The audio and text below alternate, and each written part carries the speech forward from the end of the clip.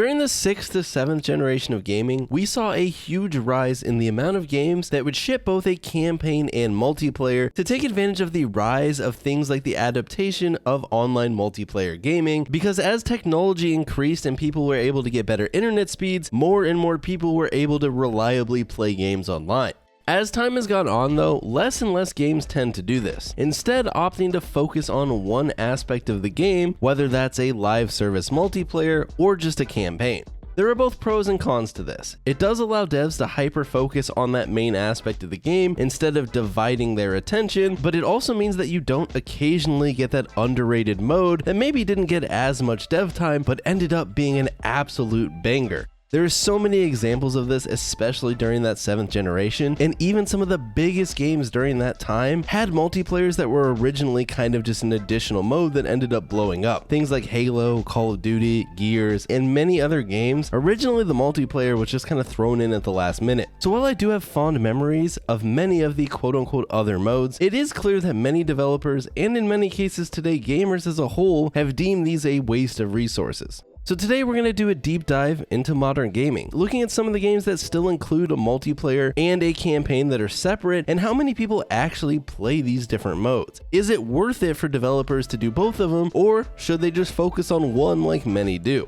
Before we dive too deep though, I do want to tell you guys about today's video sponsor, Call of Dragons, because they are absolutely hooking us up. This is a brand new fantasy adventure strategy game that's actually developed by the same creators of Rise of Kingdoms. At its heart, it's a 4X strategy game with MMORPG elements that allows you to freely dive in and explore a fantasy world with unlimited possibilities. You can recruit all sorts of different cool characters, journey to all sorts of cool different lands, and with all the cool unit types in the game, you can take advantage of all sorts of different stuff to bring down stronger foes. Each of the game's different factional units have their own unique strengths and weaknesses, which gives the game a ton of depth. Another cool thing is that the game has crossplay between PC and mobile, so hop in on whichever device you fancy. I actually created a clan in the game called the Sad Halo Kids. I mean, you know I had to do it. So if you want to join me in the game, join my alliance. Magic, Monsters, Mastery, download Call of Dragons from the link in the description, and every viewer who downloads on PC helps fund videos like this. So to do this, we will be using achievement and trophy completion percentages on Steam, Xbox, and PlayStation, which really does give you a good picture of how many people play a certain mode in a game. Unfortunately, I would have loved to include some of the Nintendo games in this analysis, like Smash or Splatoon, because I think it would have been really good. There's unfortunately no good way to determine these stats, as Nintendo doesn't have a proper overarching achievement system like the other platforms do. So, are you ready to dive in and see how many people actually played the Call of Duty campaign? It might shock you. Alright, starting off, we're going to start with the franchise that holds a special place in my heart, and also was pretty much what this channel used to be focused on, and that is Halo. We're going to be looking at both Halo Infinite and Halo 5. So first, why don't we take a look at Halo 5? Now, if you remember Halo 5, many people consider the campaign in this pretty bad. It was a full-priced video game though, so you had to pay $60 regardless of which mode you wanted to play, and while this game didn't get support forever, it did have a solid year or two where it did get constant updates for the multiplayer. So how many people actually played the different modes? Well, let's take a look. So if you look at the achievement data, 55% of people finished the first mission in the game. Half the people who purchased this game completed the first campaign mission. However, only about 21% of those people actually finished the game on any difficulty. So this is roughly a drop in 35% of players who started the campaign and never finished it. But how many people played the multiplayer? Well, if you take a look, only 24% of people ever opened a gold rec pack. These were the more expensive rec packs that were the loot boxes in this game that gave you the different Warzone items along with all of the cosmetics for multiplayer, and I don't remember how long it really took to get a gold rec pack if you just played the game and you didn't pay for it, but it wasn't that long. So seeing only 24% of people actually open one is pretty low. There was also an achievement for completing 5 matchmaking games of Slayer, which is generally one of the most popular modes in Halo multiplayer, and even this only had 24% of players actually complete this achievement. And you can see Warzone, which was the new big game mode in Halo 5, only about 19% of players actually completed 3 matchmaking games of Warzone, and even less played enough to actually win a game on all 3 of the Warzone maps, about 10.5%. So as you can see, the campaign in Halo 5 was actually probably a lot more popular than the multiplayer. Obviously, people that got really into the multiplayer would have put in more hours, but even a bad campaign like Halo 5 almost had a higher percentage of people finish it than playing 5 matchmaking games of Slayer, which would obviously take a lot less time. Now moving on to Halo Infinite, the campaign in this game is a lot better received, though it doesn't get the praise that some of the older Halo games tend to get. But this one, the stats are even worse for the campaign. However, there is a good explanation for this. Halo Infinite as an application is free to play, but if you want to play the campaign, you do have to spend $60, so the percentages are obviously going to be a lot lower here, because a lot of people just downloaded the game and only played the multiplayer and would have never paid for the campaign. But let's take a look. So one of the first campaign achievements that you're going to get in the campaign is called First Contact, and on Xbox, 27% of players completed this, which is actually pretty high, and 11% of players on Steam completed this, which is obviously a lot lower. This makes sense though, because you have to remember a lot of Xbox players can play through Game Pass, so they wouldn't have actually had to pay that full price for the campaign, where if you're on Steam exclusively, you would have had to pay $60 for the campaign.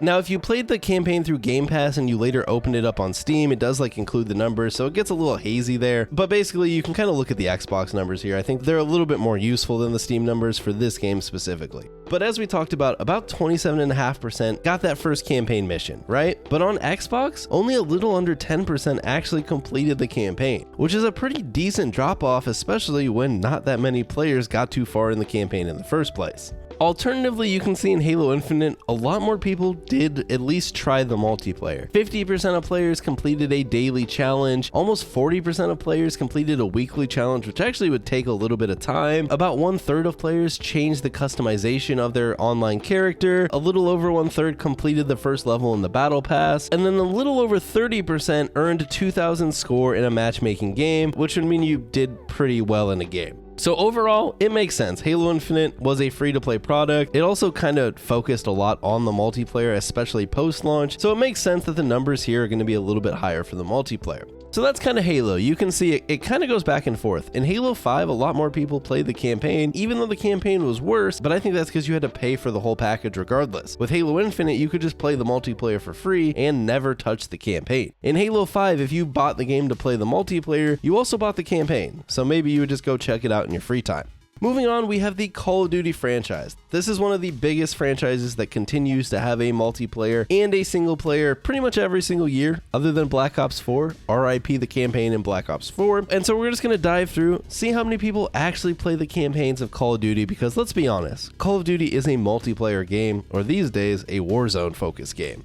Modern Warfare 2 is the most recent Call of Duty to come out, and only 12% of players finished the campaign in this game, which is shockingly low. That's on Xbox, and it's even lower on Steam at only 10%. However, on PlayStation, on the PS4, it's actually almost 1/4 of players that finished the campaign, and a little bit lower on the PS5 at almost 18%. Going back to the previous year, you had Call of Duty Vanguard, and this one had a little bit higher percentages. You had 15% of players finish the campaign on any difficulty on the Xbox, and on PlayStation it was a little bit higher. About 21% of players both on PS4 and PS5 completed the Vanguard campaign. Now Vanguard though includes another achievement worth looking at, where you can really see how popular multiplayer is versus campaign, which was an achievement called Elite Skills, and this was what percentage of players reached level 55 in multiplayer, which would take a decent amount of hours. Probably a little bit less than the campaign, but I would say for this it's kind of comparable. So on Xbox, almost 36% reached level 55 in the multiplayer, compared to that only 15% who finished the campaign. 20% more of players put more time into the multiplayer.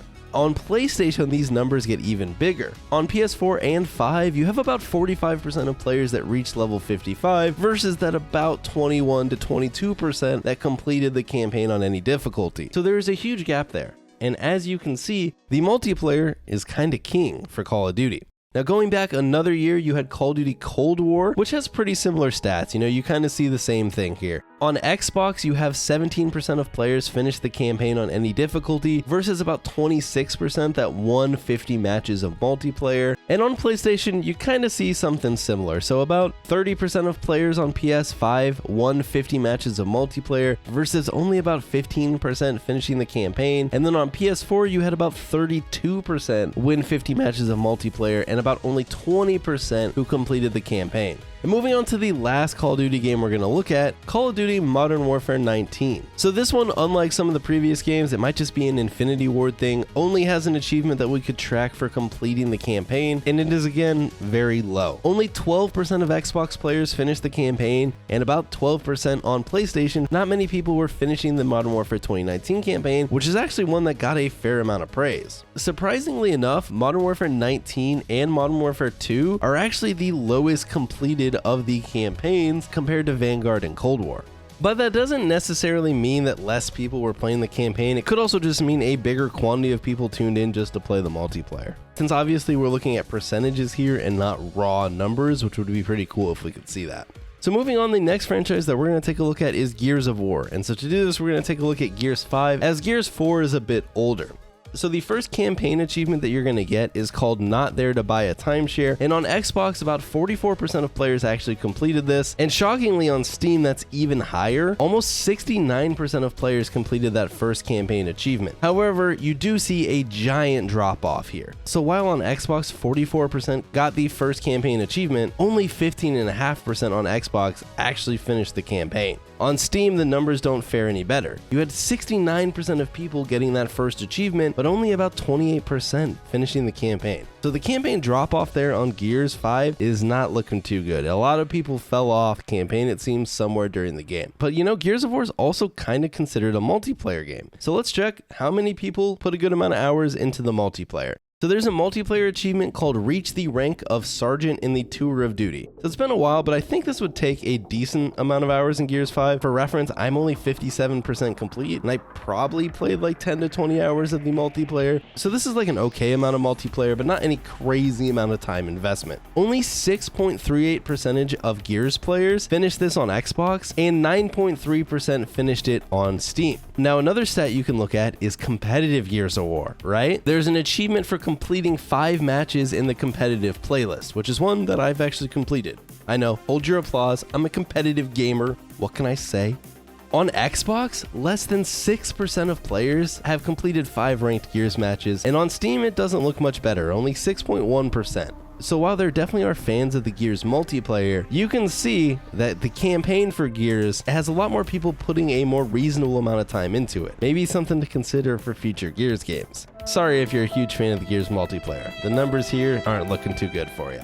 Alright, so what about Battlefield? Battlefield is a franchise that really does feel like it embodies the tacked-on campaign. They cut it in 2042, probably for good reason, even though 2042, you know, was a little bit sketchy. Not the best game when it came out, has improved a little bit. But let's take a look at the most modern Battlefield that still included a campaign, and that was Battlefield 5. So for this, there's going to be 3 achievements we're going to look at. One for getting the first campaign achievement, one for completing all of the war stories, and then one for killing 30 enemies in multiplayer, which, let's be real, probably would only take like 1 to 5 games depending on how bad you are at Battlefield. All right, so on PlayStation, 27% of players got that first campaign achievement, or you know, on PlayStation it's called a trophy. You can comment below how I've been calling it an achievement the whole video. You know, we take those on the chin. So about 27.5% of players got that first achievement, but only 10% actually finished those war stories. On Xbox, these numbers don't look much better. You have about 19% getting that first achievement, and only 6.28% who completed all those war stories. Now this makes sense to me. The Battlefield 5 campaign was not good. While it had some cool cutscenes and stuff to it, it really felt like a multiplayer tutorial rather than a really cool campaign, which is something that in the Battlefield franchise, I really feel like only happened in Bad Company and Bad Company 2. That's really the only time that I felt Battlefield really did campaign all that well. Now we've seen those percentages. How many people got that multiplayer achievement we talked about where you had to kill 30 players? Well, on PlayStation, about 47.5% of players got that, and on Xbox, even less. Only about 31% of players got that multiplayer achievement.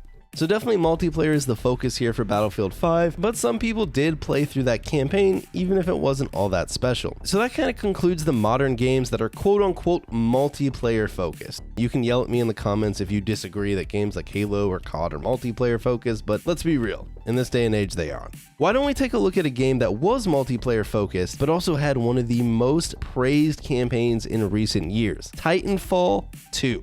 Titanfall 2 had one of the best single-player campaigns for an FPS game in the modern era. There aren't many that are better than it, in my opinion. Now, the first achievement that you get is for completing the training mode, and on PlayStation, about 76% of players actually completed this, which is really, really high. On Xbox, though, this is only about 58%. There's also an achievement for just winning a singular multiplayer match, and on PlayStation, that was completed by about 50% of people, and on Xbox, that was completed by about 45% of people.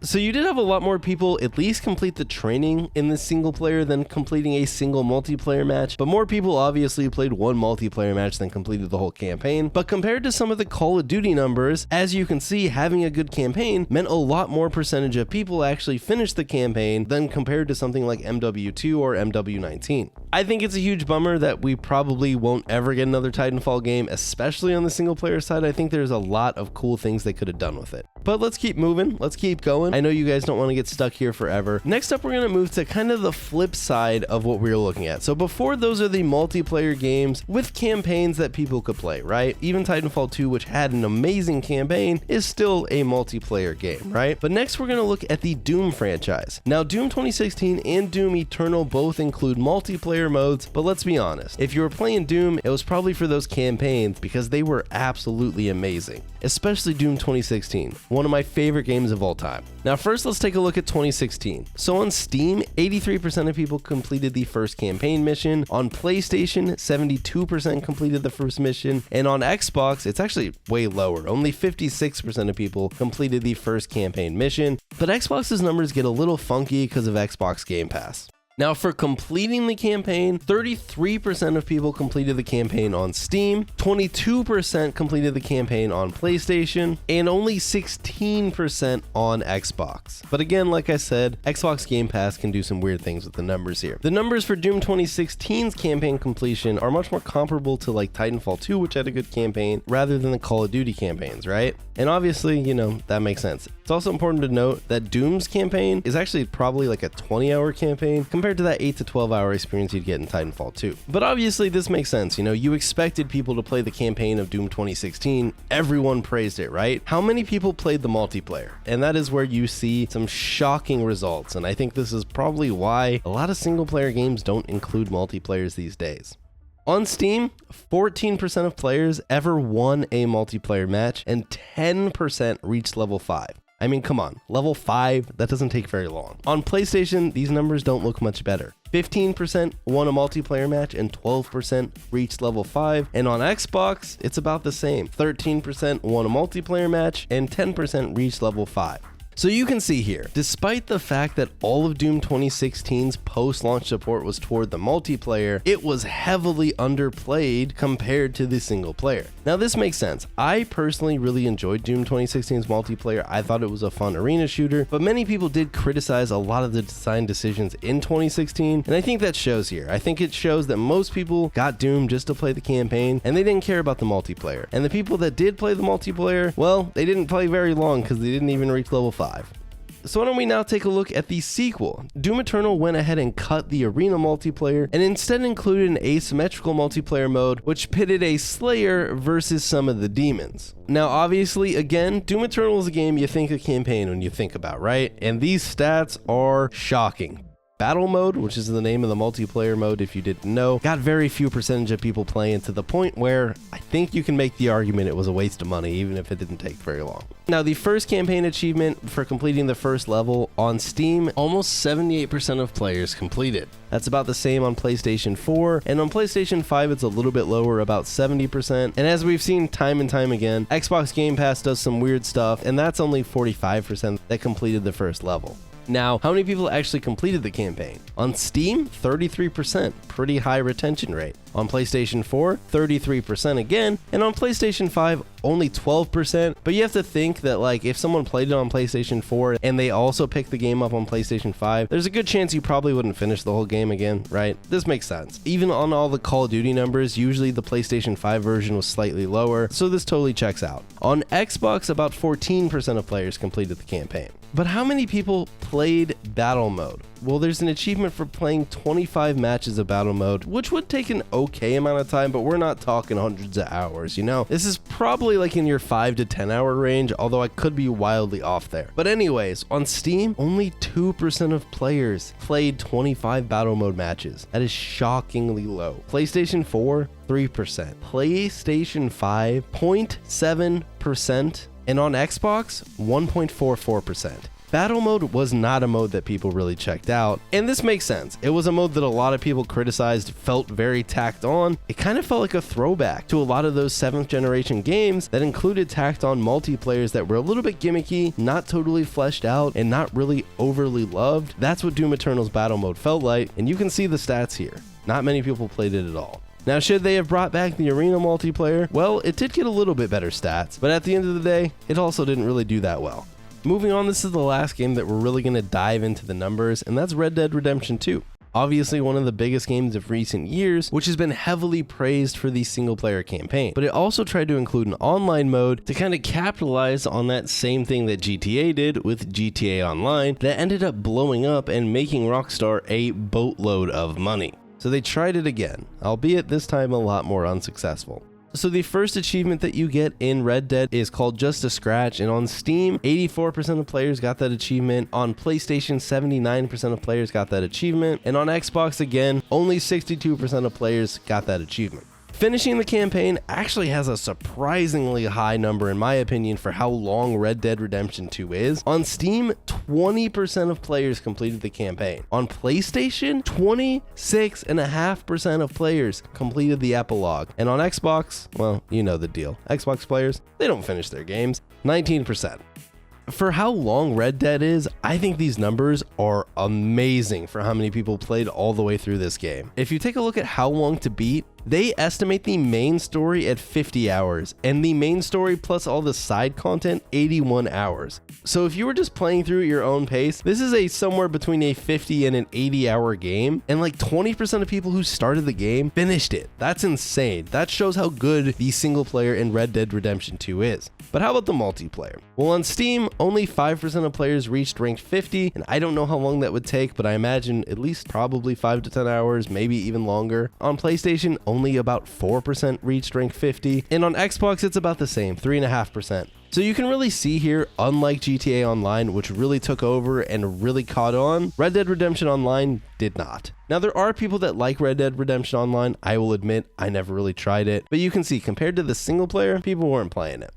Now, what other modern games have a campaign to multiplayer that we didn't talk about in this video? Like I mentioned in the intro, things like Splatoon and Smash would have been awesome if I could have pulled the stats for them, but there's also games like Fortnite, which would have been fun to analyze. However, Fortnite split up Save the World and the Battle Royale into totally different applications, so the numbers don't really correlate at all, obviously, because if you only ever played the Battle Royale, you wouldn't count in any of the percentages for the Save the World mode. There's also like racing and sports games, which always have a multiplayer and a single player, and I didn't include those at all because I think it'd be really hard to analyze that kind of stuff, like how many people play Madden Ultimate Mode versus how many people launch it up and play the franchise. There probably are achievement stats we could have pulled for some of it, but to be honest, you know, we were focusing more on like the other genres of games. There's also the fighting games recently that have come out that do have single player modes and also are, you know, heavily multiplayer focused. Like Street Fighter 6 recently came out that had a campaign that a lot of people liked and also a multiplayer. We didn't hop into that one, honestly, because the achievements kind of confused me and I couldn't figure out how far people had to get in the campaign to get the achievement. Same with the multiplayer. They didn't have like clean achievements for like playing X amount of hours or hitting a certain level. It was for like doing specific things. So I didn't include it because I didn't find the achievement stats all that useful. We also didn't dive into Mortal Kombat 11 at all. And another game that was semi-recent that had a multiplayer and a single player was actually Mass Effect Andromeda. I just didn't include that one because I felt like the game got so heavily panned. Maybe it wouldn't be the best case study for, you know, achievement percentages when so many people dislike the game. But I do have friends that say the multiplayer was actually kind of underrated. It's pretty similar to Mass Effect 3's multiplayer, so if you really like that, maybe Andromeda would be worth picking up on a Steam sale, though I don't actually know if the multiplayer is still playable. So don't go out and buy Andromeda on my word, maybe do a little research first. So should games include a campaign in a single player? Well, honestly, the stats kind of say no. They should probably focus on one or the other. Now that's what the stats say. I think that including both makes your game a much more full package, and it also gives your game much better game preservation if we're talking a live service multiplayer only. Now it also depends how good the quality of the mode is. In cases like Doom, where the multiplayer wasn't super well received, well, the amount of players who put substantial time into it is extremely minimal. But on the flip side, when you have a super high quality campaign like Titanfall 2, well, people do check that out, even if they were just planning on playing the multiplayer. If it was up to me, more games would start shipping both again. Not only because I think it gives us more value for our money, but because occasionally you end up with some freak accident where a mode ends up way better than anyone expected it to be. I mean, hey, Fortnite Battle Royale, we couldn't dive into the stats, but let's be real. That was a pretty underwhelming PvE co-op game that ended up taking over the gaming industry. What would have happened if it was only Save the World? So I don't really care what anyone says about some of those thrown in multiplayers back in the 7th generation. They were the bomb. Yeah, some absolutely sucked, but some of those multiplayer modes were way better than they were given credit for, and I think it would be a lot of fun to go back and dive into some of those for a video sometime. Now the elephant in the room, obviously, is the fact that every multiplayer feels like it has to be a full-fledged live service game these days. But you know, what if they weren't? What if we could get the smaller scale multiplayer modes again to accompany single player games from time to time? If it popped off, well, maybe give it some more focus, or if it didn't, hey, maybe it's just a little fun mode that you play for a couple hours. I think that's something that Doom 2016 messed up on. The multiplayer in that game wasn't super well received. However, all the post-launch content was focused on the multiplayer, when I think it would have been a lot better if they did DLC for the campaign, or even just move the devs to work on Eternal sooner. Maybe they could have came up with a better multiplayer mode than battle mode, because let's be real, battle mode stinks. Or maybe they could have finished that invasion mode that they literally never finished and cut from the game. So in a world where development costs are through the roof and games take longer and longer to complete, it does make sense to cut the modes that aren't the main focus of the product. But I just can't shake the fact that some of the best multiplayer games that we ever got were modes that were thrown together by devs at the end of a development cycle, or were just thrown together by a couple people on the team that had a lot of passion. You also have to think, so many of these live service games today are going to be completely gone in the future. The second those multiplayer numbers dwindle and the servers are shut down, those games are gone forever. But what if they still had campaigns? Then we could at least go back and experience that side of the game for years to come, even if the multiplayers no longer function. And I think that has a lot of value, especially for people who don't only play multiplayer games. For me, Battlefield has always been a multiplayer game, but I can still go back today and play the campaigns of games like Bad Company and Bad Company 2, even though they're actually shutting down the servers later this year. So what did we get out of our analysis? Well, it kind of just depends on the quality of the modes that come out. If they're bad, yeah, people probably won't play them, but if they're good, well, people will. So take that as you will. Let me know in the comments below. Do you want to see games start including campaigns and multiplayers again, or should they just focus on the main focus of the game? That, though, is going to be the video. I hope you guys appreciated it. I hope we got this one out a little bit faster for you guys. And yeah, I hope to have many more videos coming out for you guys in the near future. The support on the channel has been pretty cool lately, and I appreciate that. I'd also like to give a huge shout out to all the supporters on Patreon. You guys are the real legends, but even if you don't support on Patreon, just watching the video makes you a legend. So with that said, I'll see you guys all next time.